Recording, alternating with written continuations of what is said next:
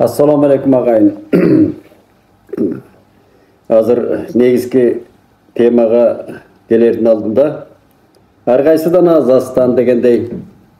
Mına geçiyor Prezident Sadır Japarov Batkenge vardı. Taşıyıp, çes berip, tosu aldı dep internetten çıkıp atat azamatlar. Jakşı, mına bizdin çegara kısmatkerleri, çegaraçılar kadimkidey formaga gelip kalgаны көрүнүп турат. Абдан жакшы жана кыргызча саламдашканы биздин армияда биз эми жоокер элбиз да. Бага качанга чейин эсирде эле турап жүрөт. Мына өзбектер, казактар өз тилинде бүт аскердик тартибинде өз тилинде булар эч агал оңдоп алган. Биздики эми жакшы, мен кечөө көрүп кубандым. Биздин жигиттер да кадимкидей шайдот аскердик формага келиптир. Анан кийин президент берке ошол жерден бир жооп берип атат, мына Ош мэри Бакыт Жетигенов жөнүндө. Мен да өткөндө капа болдум эле, мына депутаттар уюшуп алып азыр мына мен былтыр кыдыргам, ошо республиканы кыдырып жанагы өз алдымча эле мына газеттин жазылуу өнөктүгүнө карата кыдырганда ротация деген эсирдин убагында эң бир жакшы алгылыктуу система болчу. Ротация деген жакшы болчу да. Мына ошол кайрадан киргизилип жерлерде мына түштүккө барсаң, бияктан барган кадрлар тияктан келип, жакшы, ошо ротацияны мен колдоймун. Ошондой жакшы болсо, анан жергиликтүү жана депутаттарды, айыл өкмөттөрүн жанагы айылдык кеңештердин депутаттарынан өдө трайбализмге кирип алышканда, анан өздөрүнүн кызыкчылыгын айтышат. Ал Оштун депутаттарынын баары ошондон бир экөө чыккан, мен талкуулап атышканда. Чай бербейт дейт, ушунчалык деңгээлге жеткен да. Аларга бөлпөңдөп чай берип туруш керек да, депутаттаргачы. Эң туура кылды президент. Ал президент дайындап атканда президенттик башкаруу. Анын реформага аягында келели, реформа жөнүндө. Эң туура чечкиндүү кадам.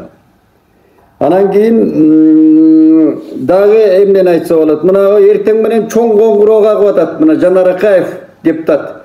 Мен өзүм жөө келем да, мына коомдук транспортко түшөм. Окуучулар эртең менен жанагы түштө, кечинде эми автобус келип атат, бирок өтө айласыз болуп атат да. Мына кечөө катуу суук болду. Балдар эмес биз чыдай албай, мен ушу тоолуу эле жерде чоңойгон киши, мен чыдай албайт, мына катуу суук болду да бизде. Эртең менен эми таң калыштуу да 215 000 окуучу бар экен Борбордо. Мына ошолорду онлайн деп жанагы бул эме интернет аркылуу окутуу деп тетиги пандемияда чыкпады беле. Эми ал окутууда эле эмес, айла кеткендеги жумушта. Анан ошону көчө эле чыгарыптыр президент, министр, элге билим берүү министри буйрук чыгарыптыр. Ошону эми эмне бул илгерки тетиги ат башыга Тогусторого Баткенге почта менен бара турган система эмес да азыр. Кнопканы басса бүт баарына жетет, директорлорго жетет, ата-энелер бүт интернетти карап отурат. Бүгүн ошончо окуучу мектепке барып атат. Министрдин буйругу жетпей, бир күн кечигип жетип атат да. Ушундай шалаакылык болобу? Эми балдар тоңу эртең менен бүт барып анан кайра онлайн окутабыз деп ошончо бала үйүнө кетип атат да. Мына президент айымды өткөндө мен көргөм, ушу мамлекет тилди колдонушу боюнча барып көрдүк, ама киши мен аброюна шек келтирбейм, бирок өтө эле скромный орусча айтканда. Мындай сосолонго мүнөз болушу мүмкүн, бирок иште шайдот болуш керек да. Мен а кишини сындадым. Кызматка келери менен эле Надира жана Нарматова деген депутатыбыз бар го, ошого төш белги тагып атканын көргөм да. Мына төш белги, көш белги, эмне дегендердин баары ушуну жоюш керек. Мен президентке кайрылат элем, тийиштүү ошол органдарга кайрылат элем да, сыйлык боюнча карай тургандарга. Илгери Советтер Союзунун убагында бир эле Борбордон бир эле сыйлык берилчү. Ардак грамота деле Борбордон берилчү. Же республиканын Борборунан ардак грамота берилчү, Москвадан берилчү, орден, медалдардан өдө Москвадан берилчү. Билеген империянын башынан берилчү да. Азыр ар бир мекеме, ар бир киши деле чыгарып алыптыр.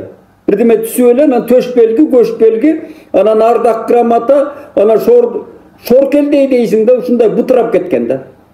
Ар бир мекеме, ишкана, эмнеде ишкана жок да, каякта ишкана. Jeki adamlar dagı, jeki kompaniyalar, jana bir mençik birdeme çıkarıp ele tağı öyle jüröt bir-birine. Prezident, oşo ministri, elge bilim berim ministri, Kendirbayeva doktor Kulay'ın gelip, birinci töş belgi tağı atatı. Munda aytkanda jagaldan tağı atatı Narmatovaga. Toktotуш керек, işteş gerek. Prezident şenin berip atabı, çurkap işteş gerek. Bala bakçalardın geypi tigi, oku kuralları yok. Büt oku kuralları bizden açar. Oşon üçün jana orus mekteplerge argasından argas bolup atat. Kırgızlar orus mektepke bergen. Men özüm mugallimmin. Ayılda mugallim bolup iştegen, mugallimler gazetasında iştegen bu sistemani jakşı bilem. Men kıdırıp жүрбөйм. Kırgız mekteplerine girsen, mına paralel okutup atat dep koyalçı. Bir yağında orusça okutup atat, bir yağında kırgızça. Kırgız bölümüne girsen büt kata. Koridordan le baştalat kata. Mına kaydıgerçilik. Olus klaslarına varsan, olus bölümüne girsen ayakta tartip taptakır başkaça. Oşon üçün atene argasından balasını tiyaka verip atat. Gördünüz mü? Biz Kırgızlar, Kırgızın özünde olup atpay, kettim ben. Talapta kıl albayt, iyi koygun kadırlarda oşonda iştey albayt. Kırgızca iş жүргүз albayt da, mına aksavatkan olsa şol. Kadırların açardığı, iyi oku kuralları dagı mına kitepten çıktı. Mına Kanibek İman Aliyev degen mırzadan men ümit ettim elem, Kanibek'ti de men sındap жүрgöm kesinde. Biroq ümit etkem şu Kanibek tilinen de gelet, kolundan da gelse gerek dep. Negedir anı batel alıp salıştı. Emi bir sozulangon ayımdı koyup koydu. Anısı olsa töş belgi tağı oturat. Bugün anın buyruğu bir günden keyin aran ketip atat. Prezident büt çarkaylanıp Sadır Japarov Respublikаны kıdırıp жүрөt. Bul ministrlerinin kılganı bu. Balдар gökmüştüm bolup toңup atat. Emi mına uşu suuk boyunça da kaytayım buna biz oturgan mına iş başkarmalığın abdan mında jakşı pikir ayttım ele ötkönde bular фальшивка жасайт экен дагы эле. Мына жылы генедей суукка чыдай албай Кытайдын кондиционерлерин алып келип bir система кайра өлүп атат да. İlgerki ele mına barbarlaştırgan жылытуу системасын эле кошуп эле бул биздин жерге, биздин погодага, климатка ылайыкташтырылган системаны кийриш керек да. Кытайдын bir жылуу жерлеринен чыккан. Кытай бизге кандай берип атат? Masalan Kıtay memleketi bizde görüp atmayız. Avrupa'ya başka tavar veret. Bizge başka tavar veret. Avrupa'ya al жетişken memleketlerge başka sapattagı tavar veretken bular. Bizge başkasını veretken. Ana Kıtayga ele jarmaşat, avtobusda alıp kelseler Kıtayga jarmaşat.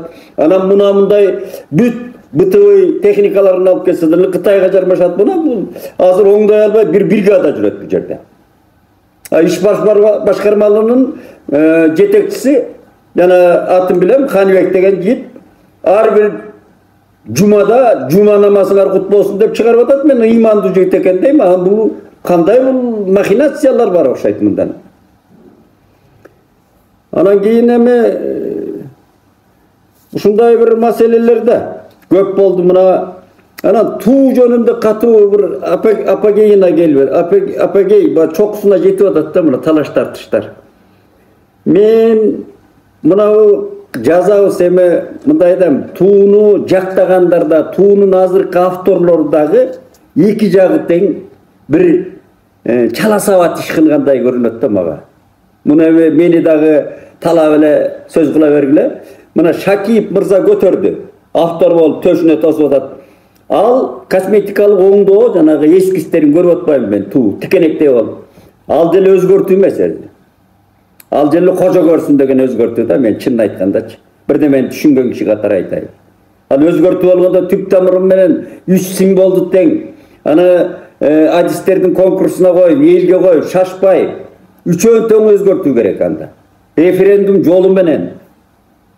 Anda bayagı şaşılış alıp kalgan bardыk tetigi bizdin egemendik jер payı boşoң bolup kalgan, elge kıyşık minip kalgan кездерден беркини azır mına korrupsiyalık karalarga karşı күрөш жүрүп atkандай oşol ruhi baylыгыбызды dagı. Kayradan tege özübüzdün en simvolikalık en belgilerdi dagı tüp tamır menen oңдоп çıkış gerek. Ağa orçça aytkanda komplekstүү подход керек да.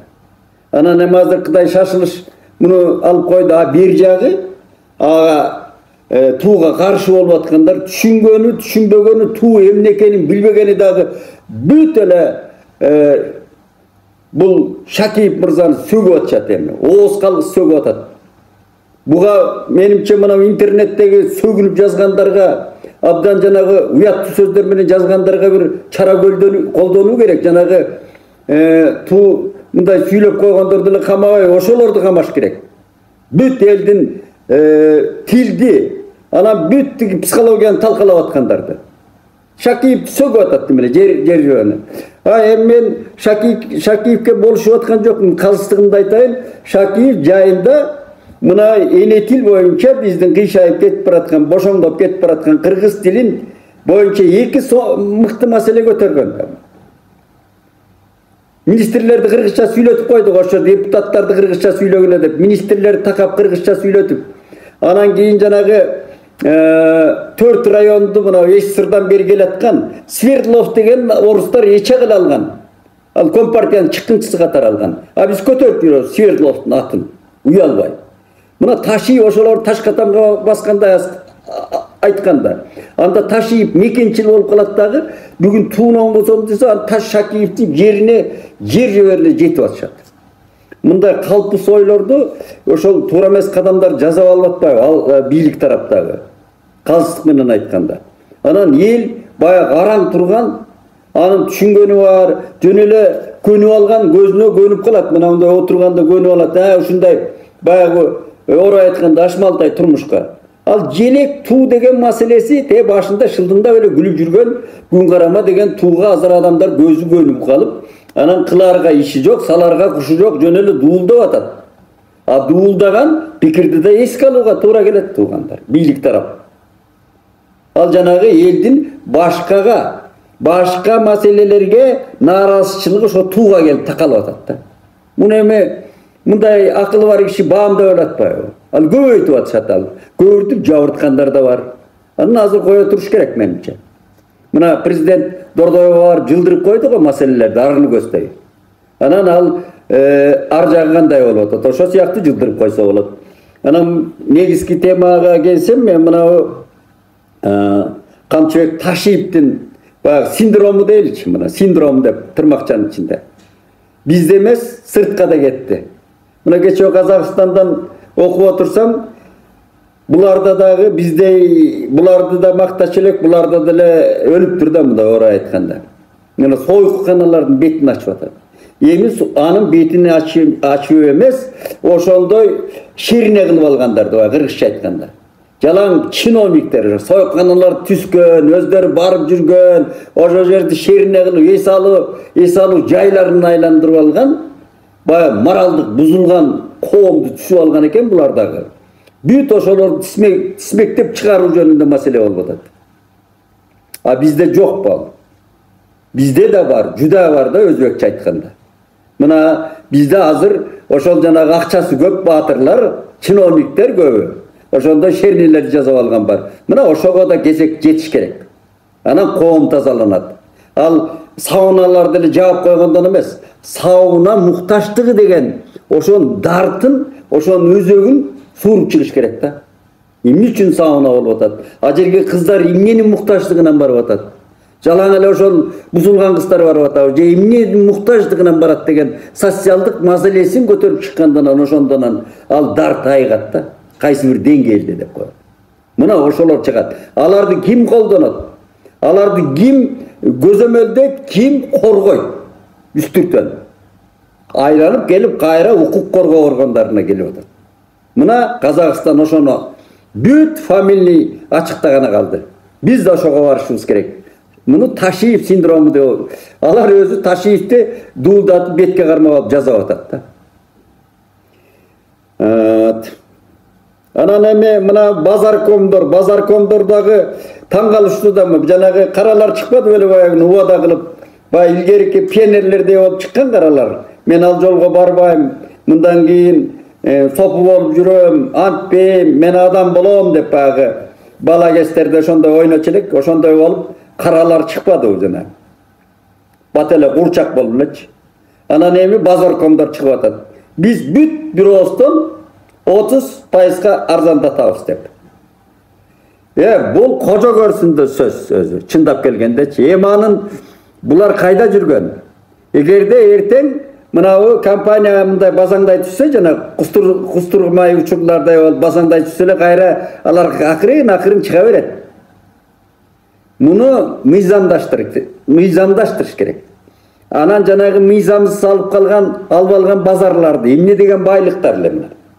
Ош базары, Аламүйдүн базары, Орто Сай базары, Советтер Союзунун убагында борбордо туташ салынган ушулар. Усубалиев кызматтан кетерде шашылыш салынган эми. Усубалиев өзү geç bilip kalsa gerek uşulardı. Geç bayağı bir 5 yılda saldırganda turdu akını Usubaliyev uşulardı. Buna uşonun bari mında aytkanda alar arzan alıp alışkın, alardın günün ayabay kançeselep görüştü. Anan erteң hazır sayasatты özgörse misal üçün, mında yumuşak jagını özgörse alar gayrı bayağı işin jasayt. Al uada bergen batırlar batele tanat. Oşon üçün bunun bari mıйзамдаштырыш керек. Oşon üçün reforma dep kakşap atabыз. Mına reformanın zarıldığı emi kalkıp çıktı. Bayağı Sadır Japarov жаңыдан bilikке gelgende reforma жасайбыз, жана конкурстук жол менен кабыл алабыз, баарын иллюстрация болот, баардыгы болот деп аткан уадалар, маселелер эми калкып чыкты. Bu kişiler de түшүндү, эми реформа керек. Антпесе мунун түбү бекемделбейт бул иштердин, бул өнөктүк иштердин, могу чабуул фронттун түбүн бекемдеш керек эми. Бүт мыйзамдаштырып, анан реформаны туташ башташ керек да. Ошондо жана кайдыгер министрлер, мына бизде министрлик көп, эмне иттин кара капталынан көп, алакандай Кыргызстанга чиновник көп бизде. Ашыкча, өтө эле ашыкча. Анан олчогон айлыктарды алат экен булар дагы. Айлыктарды көбөйтүп бериптир мамлекет жетишерлик. Аны чегарага салыш керек. Жана туп-туура кылып атат, камчыбек ташыйып, чегараны бекемдеш керек. Баштарынан өттүбү, чегараны бекемдеш керек. Армияны жакшы бекемдеш керек. Бул суу талаштар болот. Көрөз, суу талаштар болот жакынкы жылдарда. Когалуу болот. Чегараны бекемдеш керек, аскерди бекемдеш керек, укук коргоо орган, сот системасын бүт реформа жасаш керек. Бардыгын чабуул башталыш керек эми. Мына ошондо гана бул максат ишке ашат. Болбосо мынандай шамалдап басылып калышы мүмкүн. Убада көй биздин 32 жылдан бери ушундай калп менен ууручулукка, каракчылыкка аябай көнгөн Кыргызстан. Кыргыз айрыкча Кыргыз эли көнгөн ошого. Биздин эл.